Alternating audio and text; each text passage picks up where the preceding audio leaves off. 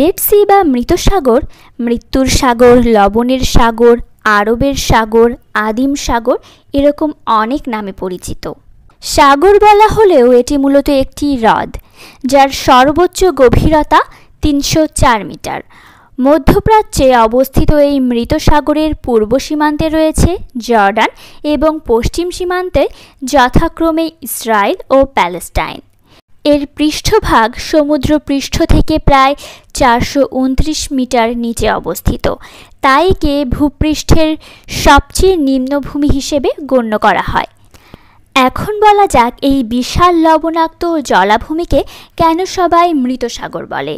এর পানিতে লবণাক্ততার পরিমাণ প্রায় 34.2%, যা সমুদ্রের পানির চেয়ে 8.6 গুণ বেশি।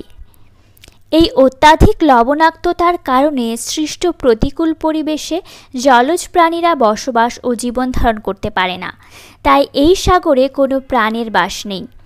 এ কারণে এই জলাভূমির নাম মৃত সাগর।